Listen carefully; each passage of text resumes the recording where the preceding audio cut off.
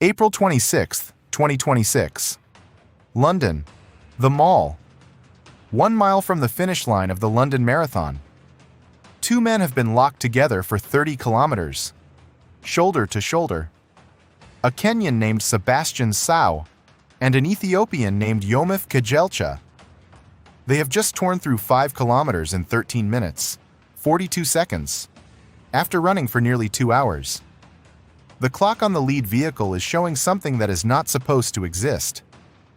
Because if these two men hold this pace for 1 more mile, they become the first humans in officially recorded history to run 26.2 miles in under 2 hours.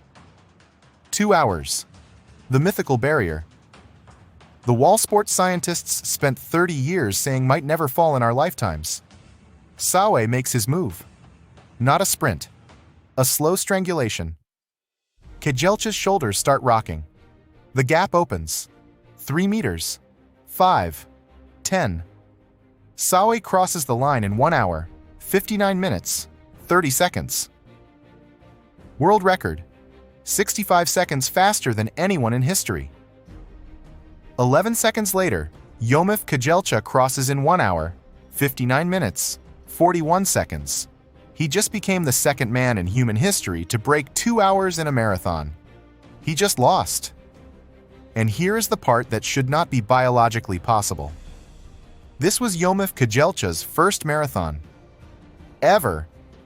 Today we are dissecting how a track miler, a guy whose specialty is running for under 4 minutes, ran for 2 hours at near world record pace in his debut, and what it cost him to come up just 11 seconds short.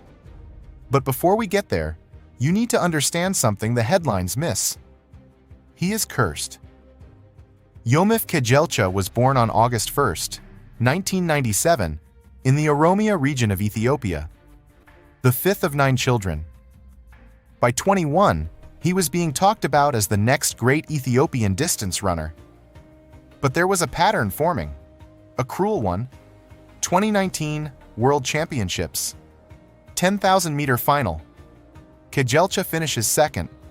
2025 World Championships, 10,000 meters again. He finishes second, again. October 2024, Valencia Half Marathon. Kejelcha runs 57 minutes, 30 seconds. Half marathon world record. His name carved into history for exactly 5 months. Then a Ugandan named Jacob Kiplimo runs 56:42 and takes the record back. Kejelcha was good enough to beat almost everyone. Just not the one person who mattered most on the day. Most athletes break under that kind of pattern. Kejelcha did something else. Go back to the night of March 3, 2019. Boston University's indoor track. The fastest indoor track in the world. Kejelcha is 21 years old. He is chasing the indoor mile world record set by Moroccan legend, Hicham El Garouj, a record that has stood untouched for 22 years. Weeks earlier at the Millrose Games, he had missed it by 1/100th of a second. 1/100th. In Boston, he follows 3 pacemakers through the first lap. Then he gets impatient. Less than 2 minutes in, he passes the last pacemaker and runs the rest of that mile alone, with no one to chase but the clock. 3 minutes, 47.01 seconds. He breaks the record by 1/4400ths of a second. That night, the running world confirmed what it had started to suspect. A miler, a man whose race lasts under 4 minutes, could be one of the most physiologically gifted endurance athletes on planet Earth. And here's the cliffhanger you need to hold on to. The miler to marathoner pipeline that Kejelcha was about to step into. It has a graveyard. Mo Farah, 4-time Olympic champion on the track. He stepped up to the marathon at London 2014. He hit the wall at mile 17. Finished 8th. Kenenisa Bekele, probably the greatest track distance runner in history. 3 Olympic golds. World records at 5,000 and 10,000 meters. He moved up to the marathon and ran 2 hours, 5 minutes, 4 seconds in his debut. Then his Achilles and his calves started shredding under the volume. He spent the next decade fighting injuries. Even Eliud Kipchoge, the man who normalized this transition, needed multiple attempts to dip under 2 hours, and his sub-2 run in Vienna was not even record eligible. Drafting cars, rotating pacemakers, a controlled scientific demonstration. Look at the debut times these legends ran. Gebre Selassie, 2:06. Bekele, 2:05. Kipchoge, 2:05. Kejelcha's debut, 1:59:41. He skipped the apprenticeship. He skipped the learning curve. He skipped every mistake that defined the milers before him. So how did he do it? This is where physiology stops being theoretical and starts being thrilling. In 1991, a Mayo Clinic physiologist named Michael Joyner ran the math on a perfect human being. The marathon world record at the time was 2 hours, 6 minutes, 50 seconds. Joyner predicted that, in theory, a perfect runner could one day go 1 hour, 57 minutes, 58 seconds. Everyone laughed at him. Joyner said 3 engines had to fire at the same time. 1. The size of your aerobic engine. How much oxygen your body can pull in and burn per minute. Bigger is better. 2. Running economy. How much fuel you spend at a given speed. 2 runners with identical engines? The one who burns less fuel per mile wins. Every single time. 3. The percentage of that engine you can hold for 2 straight hours. An amateur marathoner might hold 75%. A sub-2 marathoner has to hold above 90% for 2 hours straight. Now here's the secret the headlines never told you. Milers are biologically built to win at running economy. Years on the track at extreme speeds builds a stride that is mechanically ruthless. Short ground contact times, low vertical bounce, high cadence, the exact traits that translate, almost perfectly, into a more efficient marathon stride. Kejelcha did not lose his speed when he moved up. He kept it, and he layered 2-hour endurance on top of it. But economy alone wasn't going to get him under 2 hours. He needed something with more in common with chemistry than with running. Roger Bannister, the first man to break 4 minutes in the mile in 1954, ate a steak 2 hours before his historic run. A steak. The Ethiopian legend Haile Gebrselassie, when he was setting marathon world records in the 2000s, fueled with dates and honey. For most of marathon history, in-race fueling was, frankly, vibes. Then in the late 1990s, a sports scientist named Asker U. Kendrup made a discovery that would change marathoning forever. Your gut has 2 highways for absorbing carbohydrates. The first moves glucose, and it has a strict speed limit, about 60 grams per hour.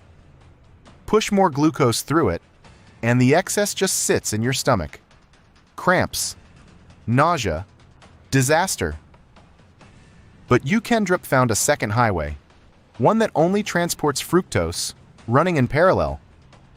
Mix the two together, and you can absorb roughly 90 to 120 grams of carbohydrate per hour. Almost double the old ceiling. Recent modeling shows a sub-2-hour marathon requires absorbing about 93 grams per hour. Without it, the muscles run out of fuel at 30 kilometers, the famous wall, and the race is over. A Swedish company called Morten engineered a hydrogel that lets athletes hit those numbers without their stomach rebelling. Today, you cannot win a major marathon without it. This is what was sloshing inside Kejelcha's body as he ran through London. Not steak, not dates, engineered chemistry, calibrated to the gram. But there is one more piece. The piece the running world is fighting over. The shoes. Both Sawe and Kejelcha raced in the Adidas Adizero Adios Pro Evo 3. 97 grams. The first widely available marathon racing shoe, weighing under 100 grams. It does not even use a traditional carbon plate.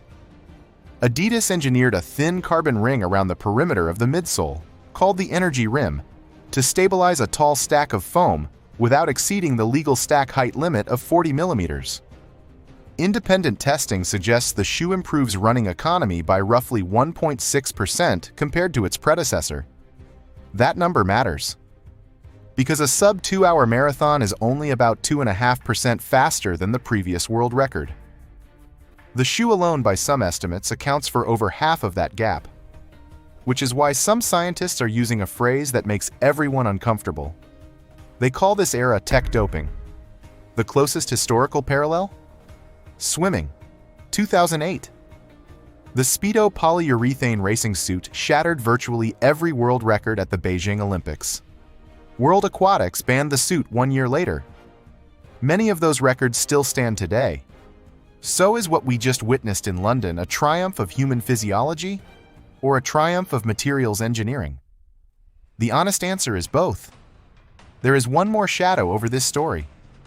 From 2018 to 2019, Kejelcha trained inside the Nike Oregon Project, the elite group whose head coach, Alberto Salazar, was later banned for 4 years for anti-doping violations. Kejelcha himself has never failed a test. But that is the era he was forged in. And then there is the man who isn't here at all.